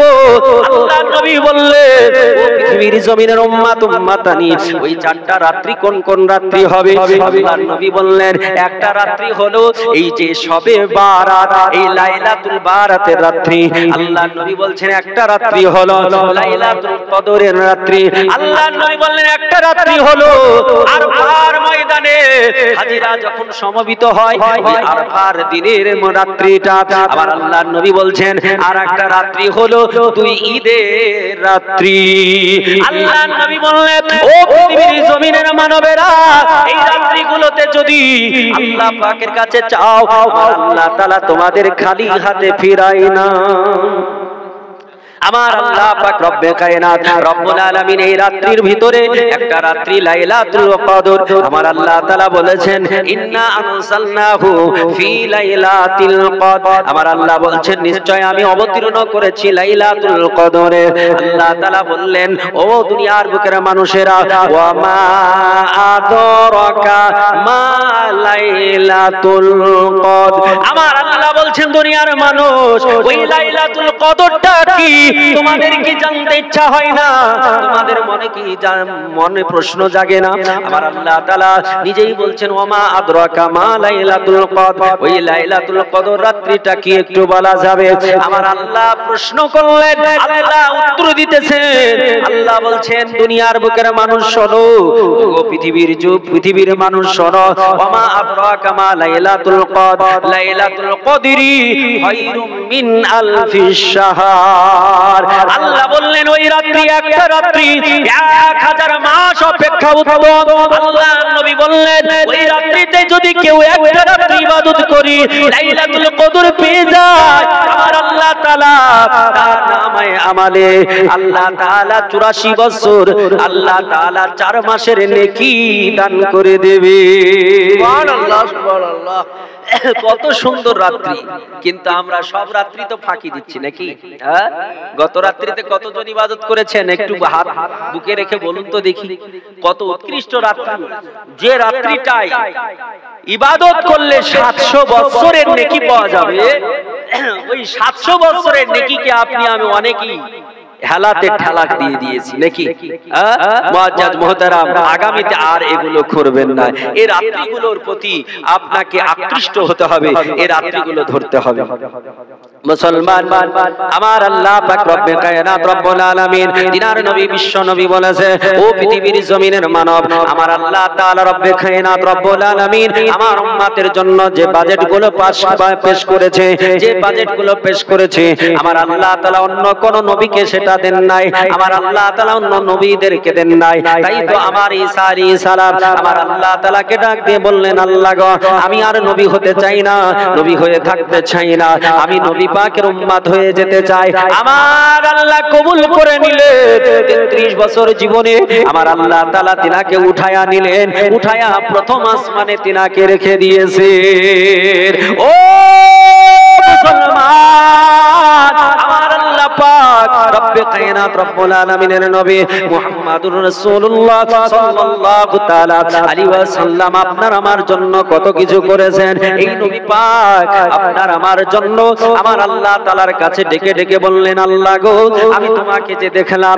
তোমাকে দেখে মনটা ভরিয়ে নিলাম আল্লাহ তোমার জান্নাত দেখলাম তোমার জান্নাত ভ্রমণ করিয়েছো আল্লাহ তোমার জান্নাত দেখে আমার মনটা ভরে গিয়েছে কিন্তু তোমার জাহান্নাম দেখে মনে কষ্ট হয়ে গেছে আল্লাহ তোমার জাহান্নাম দেখে মনে বড় কষ্ট লেগেছে আমার আল্লাহ বলছেন ও নবী তোমার ওই উম্মত উম্মতানিরা তারা জাহান্নামে থাকবে না যদি তোমার প্রতি ঈমান রেখে দেয় যদি তোমার প্রতি বিশ্বাস রেখে দেয় তোমার উম্মত উম্মতানি যদি আল্লাহ আল্লাহ রাসূলের প্রতি বিশ্বাস রাখে আমি আল্লাহ তাআলা তাদেরকে জান্নাতে দেব কিয়ামতের মাঠ যেদিন হবে ও মুসলমান আপনার আমার ক্ষমতা আমার আল্লাহ তাআলা আপনার আমার সম্মান কত দিয়েছে আমার আল্লাহ পাক রব্বে কায়নাত রব্বুল আলামিন 1 লক্ষ মতান্তরে 2,23,999 জন নবী আমার নবীজির পূর্বে পাঠিয়েছে এই নবীজির উম্মত যাদের হবে যারা নেককার হবে যারা আপনার জান্নাতি হবে এই কিয়ামতের মাঠে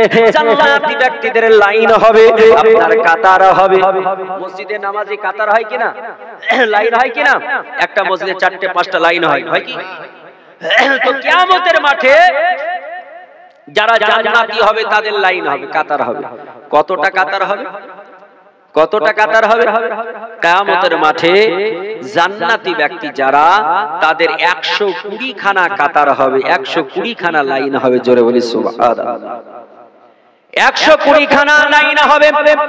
এই 120 খানা লাইনে আদম নবীর উম্মত থাকবে, শীষ নবীর উম্মত থাকবে, উজাইর নবীর উম্মত থাকবে, লূত আলাইহিস সালামের উম্মত থাকবে, ইব্রাহিম খলিলুল্লাহর উম্মত থাকবে, মুসা নবীর উম্মত থাকবে, ঈসা নবীর উম্মত থাকবে, এমন করে ইয়া আলাইহিস সালামের উম্মত থাকবে, এমন করে ইব্রাহিমের উম্মত থাকবে, এমন করে ইসমাঈল জাবিউল্লাহর উম্মত থাকবে, এমন করে ইসহাক আলাইহিস সালামের উম্মত থাকবে, এমন করে দাউদ আলাইহিস সালামের উম্মত থাকবে, এমন করে সুলাইমান আলাইহিস সালামের উম্মত থাকবে, এমন করে উজাইর আলাইহিস সালামের উম্মত থাকবে, এমন করে দিনাইল আলাইহিস সালামের উম্মত থাকবে, এমন করে সিস আলাইহিস সালামের উম্মত থাকবে, এমন করে ইলিয়াস আলাইহিস সালামের উম্মত থাকবে, এমন করে পৃথিবীর জমিনে আমার আল্লাহ তাআলা যত নবী পাঠিয়েছে সব নবীর উম্মত থাকবে। সব নবীর ইন টোটাল কতটা লাইন হবে, সব নবীর উম্মতের লাইন কটা হবে? 120 খানা লাইনের ভিতরে আপনার 40টা মাত্র লাইন 1,23,000, মতান্তরে 2,23,999 জন নবীদের উম্মত হবে। আর আল্লাহর নবী, বিশ্ব নবী, হায়াতুন নবী, জিন্দা নবী, তিনার উম্মতেরা বাকি সবগুলো হয়ে যাবে। সুবহানাল্লাহ সুবহানাল্লাহ। এই জন্য আমার নবীজির উম্মত যারা হবে কিয়ামতের মাঠে গর্ব করে বলবে যে আমরা পৃথিবীর জমিনে অন্য কোন নবীর উম্মত নয়, আমরা হলাম মুহাম্মাদুর রাসূলুল্লাহর উম্মত। এই মুহাম্মাদুর রাসূলুল্লাহ যিনি খাতামান নবীর, যে নবীর জন্য দুনিয়ার বুকে সব বড় বড় মনীষীরা তারা আফসোস করে গিয়েছে। মনীষী বলেছিল যদি আমি পেয়ে যেতাম ওই নবীকে, শেষ জামানার কলকি অবতারকে যদি পেয়ে যেতাম তাহলে আমি ধন্য হয়ে যেতাম, আমি ধন্য হয়ে যেতাম। ওই কলকি অবতারের পদতলে আমার মস্তকটা ঝুঁকিয়ে দিতাম।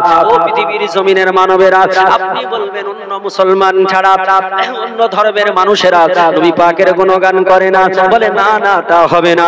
এমন করে আপনার পৃথিবীর জমিনে আল্লাহ পাক রব্বে কায়নাত যত মানুষকে পাঠিয়েছেন এদের মধ্যে একজন ব্যক্তির কথা বলি, যার নাম আপনার গৌতম বুদ্ধ বলে একজন ব্যক্তি পৃথিবীর জমিনে এসেছিলেন, যিনি বৌদ্ধ ধর্মের আপনার প্রবর্তক, বৌদ্ধ ধর্মের নেতা। এই বৌদ্ধ ধর্মের নেতা গৌতম বুদ্ধ আপনার একজন রাজার সন্তান ছিলেন, রাজার ছেলে ছিলেন।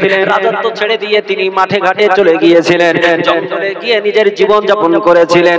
এই গৌতম বুদ্ধকে তার শিষ্যরা জিজ্ঞেস করলো, গৌতম বুদ্ধকে তার শিষ্যরা বললো, গৌতম বুদ্ধ পৃথিবীর জমিনে আর কোন মনীষী হতে পারে না, গৌতম বুদ্ধ তোমার মতো চারিত্রিক মানুষ কাউকে পাওয়া যাবে না। এই বৌদ্ধ ধর্মের মানুষেরা গৌতম বুদ্ধকে পৃথিবীর বুকে শ্রেষ্ঠ বলে থাকে। এই গৌতম বুদ্ধকে তখনও জিজ্ঞেস করা হলো, গৌতম বুদ্ধ তুমি কি শেষ বুদ্ধ নাকি? তোমার পরে আর কোন বুদ্ধ আসবে কিনা একটু বলতে হবে। গৌতম বুদ্ধ বলেছিল, ও পৃথিবীর জমিনের মানবেরা, ও আমার অনুসারীরা, কান খুলে শুনে রেখে দাও, আমি গৌতম বুদ্ধ শেষ বুদ্ধ নয়, আমি শেষ অবতার নয়, আমি শেষ বুদ্ধ নয়। আমার পরে একজন বুদ্ধ আসবে, আমার পরে একজন বুদ্ধের জন্ম হবে। সেই জায়গাটা কোন জায়গা হবে? ওই জায়গাটা হবে সম্বল শহর। সম্বলে বিষ্ণু যশা আসে, গৃহভদ্রা ভাবা মহা। তিনার পিতার নাম হবে বিষ্ণু যশা, মায়ের নাম হবে সুমতি, আর জন্ম হবে এমন করে সম্বল শহরে। আমি তো গৌতম বুদ্ধ সম্বল শহরে জন্ম নিই নাই, আমার বাবার নাম বিষ্ণু যশা নয়, আমার মায়ের নাম এমন করে আপনার ওই আমেনা নয়। গৌতম বুদ্ধ বলল, আমি ব্যাবিলনে শহরে জন্মগ্রহণ করেছি। আমার জন্মটা কিভাবে হয়েছে? আমার মা যখন আমার নানার বাড়ি থেকে যখন প্রেগন্যান্ট অবস্থায় যাচ্ছিলেন, আমার নানার বাড়ির দিকে যখন যাচ্ছিলেন, প্রেগন্যান্ট অবস্থায় যখন নানার বাড়ি যেতেছিলেন, এই রাস্তায় যেতে যেতে তখনকার সময়কালে এমন করে বাস ট্রেন এরোপ্লেন ছিল না, এমন করে আপনার দ্রুতগামী যানবাহন ছিল না। রাজা যারা হতো, রাজরানী যারা হতো, তাদেরকে পালকিতে করে আপনার নিয়ে যাওয়া হতো। গৌতম বুদ্ধর মা তাকে পালকিতে করে নিয়ে যাওয়া হচ্ছে। এই পালকিতে করে রাস্তায় নিয়ে যাই বেহারারা, যেতে যেতে ফাঁকা ময়দানে গিয়ে আপনার উদার ব্যথা উঠে গেল। উদার ব্যথা যখন উঠলো, গৌতম বুদ্ধের মা বলল, আর আমার আগে বাড়া যাবে না। ওগোর বেহারারা, পালকি চালকেরা, তোমরা পালকিটা একটু নামিয়ে দাও। তারা বলল, গো আমাদের রানী মা, এইখানে ফাঁকাতে কেমনে নামায়? বলে, আর সময় আমার নাই, আমি আর বেশিক্ষণ সহ্য করতে পারি না। ওই পালকি চালকেরা দ্রুতগামী হাঁটতে হাঁটতে একটা উদ্যানে নিয়ে গিয়ে পৌঁছে গেল। একটা উদ্যানে নিয়ে গিয়ে যখন পালকিটা নামিয়ে দিল, বেহারাদেরকে বলল তোমরা চলে যাও। আমার সঙ্গী সাথী যারা আছে তাদেরকে ডাক দিয়ে বলল, গো আমার সঙ্গী সাথীরা, তাড়াতাড়ি করে কাপড়টা একটু চতুর্দিকে ঘিরে দাও। ওই আপনার ফাঁকা ময়দানে, আকাশের ফাঁকা নিচে, জমিনের উপরে ওই উদ্যানে আমার আল্লাহ পাক রব্বুল কায়নাত রব্বুল আলামিন তিনার বান্দির উদার হইতে গৌতম বুদ্ধর জন্ম দিয়ে দিলেন। আল্লাহ পাক রব্বুল কায়নাতের বান্দা গৌতম বুদ্ধ বলতেছেন, আমার জন্ম হয়েছে ব্যাবিলনে, আমার জন্ম হয়েছে একটা ফাঁকা উদ্যানে, কিন্তু ওই নবী মুস্তাফা যার জন্ম হবে সম্বল শহরে, ওই নবী মুস্তাফা যার মায়ের নাম হবে সুমতি, যে নবীর মা সুমতি তিনি এত ভাগ্যবতী হবে। জন্মগ্রহণ করেছিলাম তখন রাত্রি বেলা ছিল, আমার জন্মের কারণে ওই টাইমে আলোকময় হয়নি, আলোকিত হয়নি।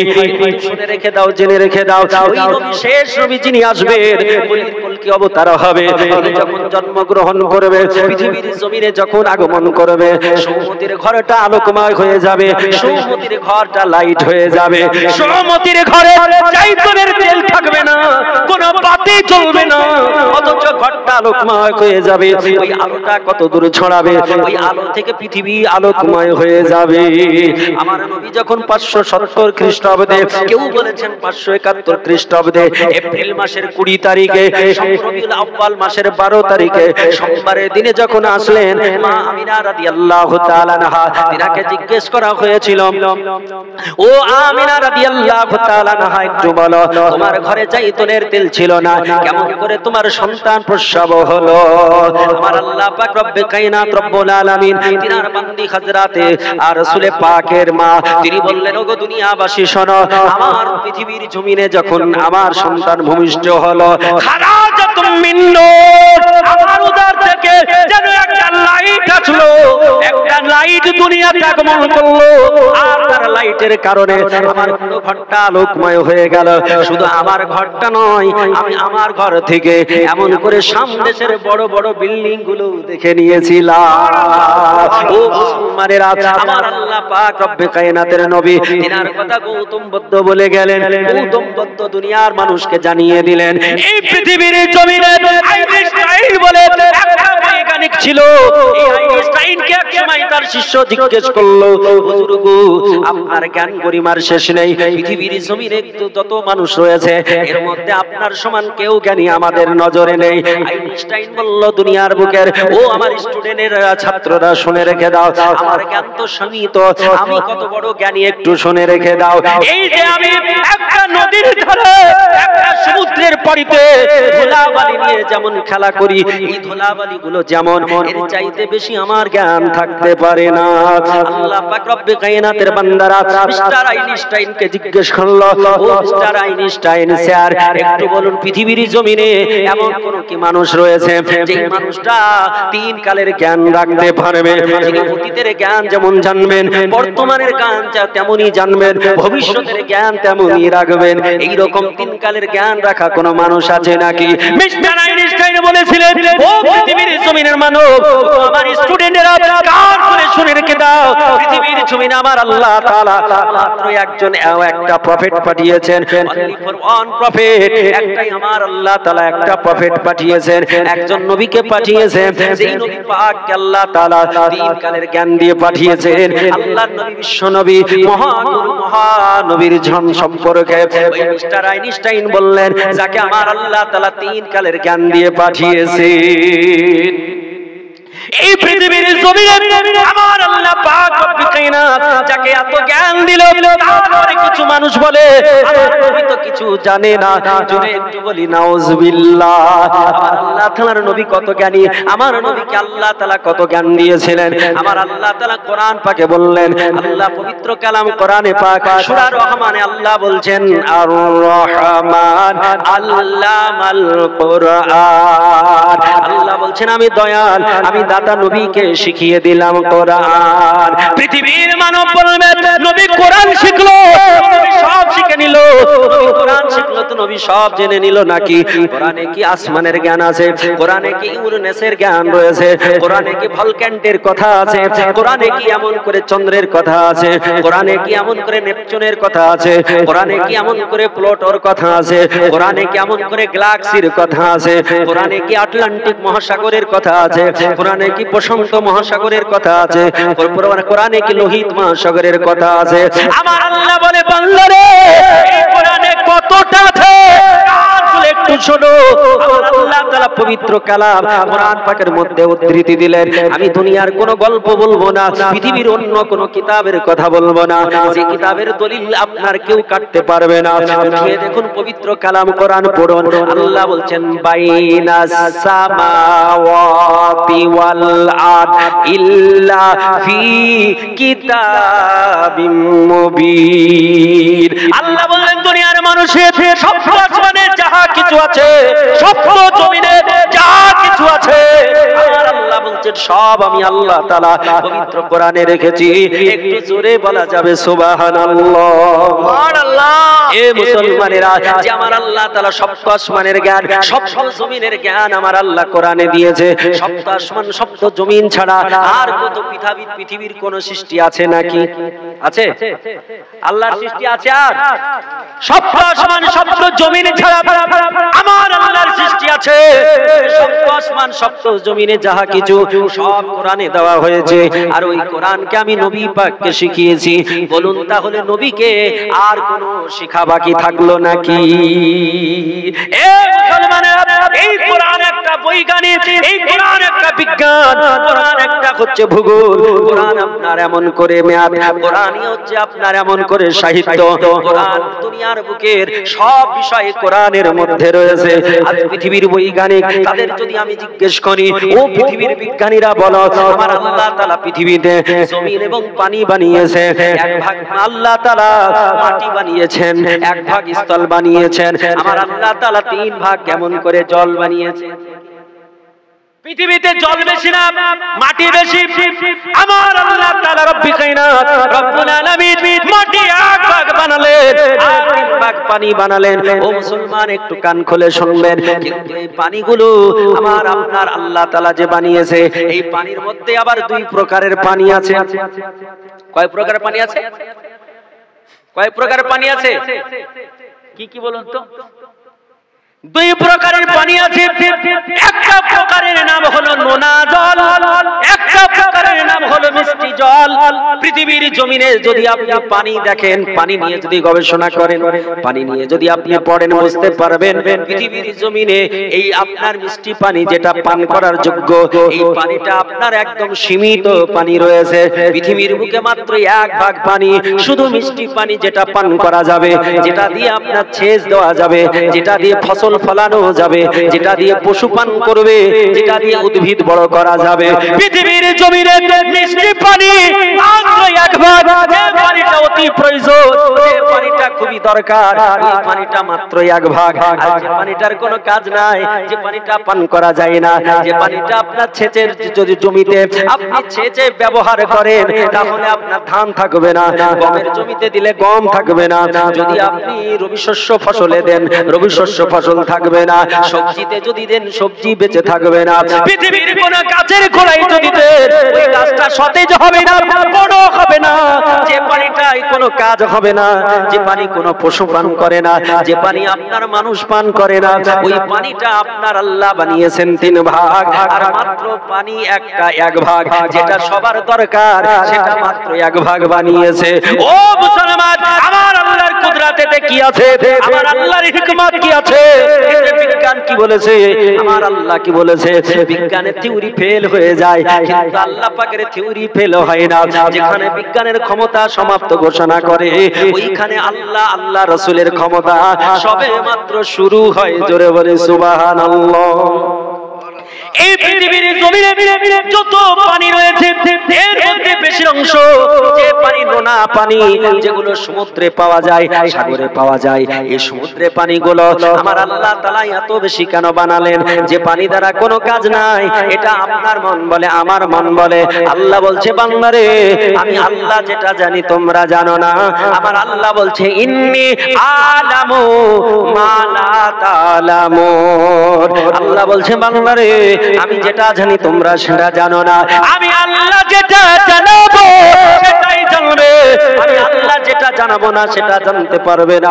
আমরা মুসলমান, আমরা দুনিয়ার বুকের মানুষেরা যতটা জানার চেষ্টা করি না কেন, আল্লাহ যতটা জানাবে তার বেশি নয়। আল্লাহুম্মা সাল্লাল্লাহু আলা সাইয়্যিদিনা মাওলানা ওয়া আলা আলি সাইয়্যিদিনা মাওলানা মুহাম্মদ সাল্লাল্লাহু আলা মুহাম্মাদিন সাল্লাল্লাহু আলা মুহাম্মাদ হরদম জবান সেনে কালো পাক নামে মুহাম্মদ হরদম জবান সেনে কালো শফিয়ানা মুহাম্মদ। মুআজ্জাল মুহতারাম, আল্লাহ পাকের কুদরত বুঝে শেষ করা যাবে না। আমি আল্লাহ পাকের সৃষ্টি সম্পর্কে আমি একখানা কিতাব লিখেছি যার নাম যুক্তির বিচারে ইসলাম। ইসলাম যে যুক্তি ছাড়া নাই, এখানে প্রত্যেকটা কথা কোরআন, হাদিস, বিজ্ঞান এবং লজিক, চারটির উপরে কিতাব লেখা আমার যুক্তির বিচারে ইসলাম, যেটা পৃথিবী নিয়ে, আল্লাহর সৃষ্টি নিয়ে। আর একখানা কিতাব আপনাদের সম্মুখে আছে যেটা লেখা আপনার ঈমান নিয়ে। পৃথিবী বড় না ঈমান বড়? জোরে বল। পৃথিবী বড় না ঈমান বড়? ঈমান বড়। পৃথিবী সামান্য, সীমিত। এই পৃথিবী থেকে আপনি আমি কখন চলে যাব? ঈমানদারের জন্য এই পৃথিবী একদম তুচ্ছ। ঈমানদারের জন্য এই পৃথিবীর কোনো মূল্য নেই। যেই জায়গায় চিরতরে থাকতে হবে, চিরদিন অতিবাহিত করতে হবে, সেই জায়গায় শান্তি সুখ যদি আপনি আমি উপভোগ করতে চাই, তাহলে ঈমান মজবুত করতে হবে। এই ঈমানের উপরে আপনার একখানা কিতাব লিখেছি আমি, সলাতে মুহাম্মাদি ফাইজানে তাহসিনী। এটাও কোনো গল্প গুজব দিয়ে লেখা নেই। আমার মান্যবর মাওলানা সাহেব, ইমাম সাহেব নিশ্চয় পড়ে দেখলেন। প্রত্যেকটা বিষয়ের উপরে কোরআন দিয়ে দলিল দেওয়া আছে, হাদিস দিয়ে দলিল দেওয়া আছে, এবং ফিকহ আপনার মাসলা মাসাইল সেখানে প্রয়োগ করা আছে। ঈমান নিয়ে আসার পর পৃথিবীর জমিনের সর্বশ্রেষ্ঠ ইবাদত, তার নাম কি একটু জোরে বলুন? সর্বশ্রেষ্ঠ ইবাদত তার নাম হচ্ছে নামাজ, সালাত। পৃথিবীর বুকে এই নামাজের উপরে আর কোনো ইবাদত নেই। এই নামাজ জান্নাতের চাবি। রাসূল বলেছেন, as-salatu মিফতাহুল জান্নাহ। নামাজ হচ্ছে জান্নাতের চাবি। রাসূল বলেছেন, আল্লাহর সঙ্গে দিদারের মাধ্যম, তার নাম as-salatu মিরাজুল মুমিনিন। আল্লাহর সঙ্গে সাক্ষাতের মাধ্যম, তার নাম হচ্ছে নামাজ। এই নামাজ আমরা পড়ি। নামাজ পড়ার নিয়ম কিন্তু আছে, শুধু পড়লেই হবে না, শুধু পড়লেই হবে না, নামাজ পড়ার নিয়ম আছে। আপনি নিয়াত করলেন, নিয়াত করার পর হাত কোথায় বাঁধবেন? নাভির উপরে না নিচে না কোথায়, তা আপনার জানতে হবে। কোরআন হাদিস থেকে প্রমাণ রয়েছে। আপনি ক আয়াত পড়লে আপনার নামাজ কমপ্লিট হবে। আপনি রুকুতে গিয়ে কতটা সময় রুকুতে থাকতে হবে, রুকুতে কতটা সময় ব্যয় করতে হবে। রুকু থেকে যখন উঠলেন, সামিআল্লাহু লিমান হামিদা বললেন, উঠলেন, উঠে আপনি যে দাঁড়ালেন স্টিল ভাবে, কতটা সময় আপনাকে স্টিল ভাবে দাঁড়িয়ে থাকতে হবে। যদি ও সময় না দাঁড়ান নামাজ হবে না। কারণ আপনি তো জানেন না যে কতটা দাঁড়াতে হয়। ওই দাঁড়ানোটা যদি আপনার মিস হয়ে যায় তার মানে ওয়াজিব ছুটলো। ওয়াজিব ছুটলে সাহস সেজদা করতে হয়। আপনি তো ওয়াজিব কি তাই জানলেন না, তো সাহস সেজদা করবেন কখন? আর সাহস সেজদা না করলে নামাজ হবে না। সেই এই ধরনের আপনার অনেক গুরুত্বপূর্ণ কথা লেখা আছে। আমরা যদি এখন ঠান্ডার সময় মাঠে যাই, এমন জায়গায় পায়খানা করলাম যেখানে পানি নেই, পাক হবেন কি করে? ঢিলা দিয়ে, তাই কি না? ঢিলা কটা ব্যবহার করবেন? আপনি বলবেন 5টা 7টা বেজোড়। আমি বলবো শীতের সময় ঢেলাটা কোন দিক থেকে টানবেন? শীতের সময় ঢেলাটা কোন দিক থেকে টানবেন? যদি গরমের সময় এমন হয়, গরমের সময় যদি এই রকম হয়, তো তখন ঢিলাটা কোন দিক থেকে টানবেন? মনে করেন না পাইকারি রেট একদিক থেকে দিয়ে দিলাম, হবে না। শীতের মশলা আলাদা, গরমের মশলা হচ্ছে আলাদা। মুআজ্জাজ মুহতারাম, আল্লাহ পাক রব্বে কায়নাতের বান্দা, আপনারা আমরা যারা আছি, আমাদের পড়ায় একটু মনোযোগ নিবেশ করতে হবে, মনোনিবেশ করতে হবে। আল্লাহ প্রথম যখন কোরআন অবতীর্ণ করলেন, নবীর উপরে বললেন ইকরা, পড়ো। তাই এই অসমাদা জিনিস আপনার এই কিতাবে সালাতে মুহাম্মাদি ফাইজানে তাহসিনীতে লেখা আছে। জিনাদের প্রয়োজন মাত্র 50 টাকা দাম নিতে পারেন। আর মা খালা বোনেদের ব্যাপারে অনেক গুরুত্বপূর্ণ কথা লেখা আছে, যেটা জালসার মাইকে আমি কেন কোনো বক্তাই বলতে পারে না, পারে গো? একটা লজ্জার ব্যাপার থাকে। অনেক কিছু গুরুত্বপূর্ণ মা বোনদেরও লেখা আছে, জিনাদের প্রয়োজন হবে অবশ্যই নেবেন। আমার ছাত্র এখানে হয়তো আছে আব্দুল মুত্তালিব, তার কাছ থেকে আপনারা নিয়ে নেবেন বা ডাইরেক্ট এসেও নিতে পারেন। তো মুআজ্জাজ মুহতারাম, বলতেছিলাম আল্লাহ পাক রব্বে কায়নাত রব্বুল আলামিন যত কিছু সৃষ্টি করেছেন সব কিছু নবী পাকের জন্য করেছেন। আর নবী পাক সমস্ত কিছু অফার করেছেন তিনার উম্মত উম্মতানিকে। জোরে বলি সুবহানাল্লাহ। আমার নবী পাক সাহেবে দোজা সাল্লাল্লাহু তাআলা আলাইহি ওয়া সাল্লাম তাসলিম। নারে তাকবীর, নারে তাকবীর, আল্লাহু আকবার, নারে রিসালাত, ইয়া রাসূলুল্লাহ, নারে রিসালাত, ইয়া রাসূলুল্লাহ, মাসলাকে আলা হযরত জিন্দাবাদ, মাসলাকে আলা হযরত জিন্দাবাদ, উলামা আহলে সুন্নাত জিন্দাবাদ, মাওলানা উবাইদুল্লাহ শাহে জিন্দাবাদ, মাওলানা উবাইদুল্লাহ শাহে জিন্দাবাদ, নারে তাকবীর। আল্লাহু আকবার। মুআজ্জাজ মুহতারাম, আল্লাহ পাক রব্বে কায়নাত মুত্তালিব তো মুআজ্জাজ আল্লাহ পাক রব্বে কায়নাত তিনার যত সৃষ্টি সমস্ত কিছু নবীর জন্য। আল্লাহ তাআলা নবী বলেছেন আল্লাহু ইউতি আনা কাসি, আল্লাহ তাআলা দেন আর আমি নবী মুস্তাফা বন্টন করে। জোরে বলি সুবহানাল্লাহ। মুআজ্জাজ মুহতারাম, যাই হোক বক্তা চলে এসেছে। আর বক্তা যেহেতু বলে দিয়েছে, যিনারা কিতাব নেবেন নিয়ে নেবেন, 50 টাকা করে দাম। মা বোনরা আপনারা অবশ্যই নেবেন, আপনাদের অনেক কথা লেখা আছে। মুআজ্জাজ মুহতারাম, আজ আল্লাহ পাক রব্বে কায়নাত দুনিয়াতে যে পানি তৈরি করলেন, পানির অপর নাম কি? জীবন। বিজ্ঞান কি বলছে? জীবন কিনা? এই জীবন যাতে সেই পানিটাই 1 ভাগ, আর যে পানিটা পান করা যায় না সেটা 3 ভাগ নোনা জল। পৃথিবীতে আল্লাহ তাআলা নোনা জল 3 ভাগ কেন বানিয়েছে জানা আছে? কোরআন ও হাদিস বিজ্ঞান দিয়ে তার প্রমাণ রয়েছে আল্লাহ কেন বানিয়েছেন। এই মিষ্টি জলের চাইতেও বেশি গুরুত্ব আল্লাহ নোনা জলের ভিতরে রেখেছেন। মুআজ্জাজ বিস্তারিত আলোচনা আছে, তা আমি সেই দিকে আর যাব না, এই কারণে যে বক্তা চলে এসেছে। যদিও বা আমার বাড়ির পাশেই থাকেন সব সময়, তারপরেও মুআজ্জাজ বক্তা যখন উপস্থিত হয়ে যায় আর একজন বক্তাকে স্টপ করে দিতে হয়, এটাই হচ্ছে নিয়ম। মুআজ্জাজ মুহতারাম, আল্লাহ তাআলা রব্বে কায়নাত রব্বুল আলামিন যদি চান ইনশাআল্লাহ কোনদিন বলবো এর ব্যাপারে। কোরআন হাদিস বিজ্ঞান দিয়ে আলোচনা ইনশাআল্লাহুল আজিজ আবার একদিন কোনদিন করব। আল্লাহ তাআলা রব্বে কায়নাত আপনাকে আমাকে যাদেরকে এখানে নিয়ে এসেছেন সকলকে আজকে আল্লাহ তাআলা যেন কবুল করুক। সকলে বলি আল্লাহুম্মা আমিন। ফারুক ভাই তার সঙ্গী সাথীদেরকে নিয়ে এত সুন্দর মাহফিল অনুষ্ঠান করেছেন, অনুষ্ঠিত হয়েছে মাহফিল, যার জন্য আমরা সকলে কৃতজ্ঞতা প্রকাশ করি তিনাকে। আর আপনারা আমরা যারা এসেছি, যারা এত কষ্ট করে বসে আছি,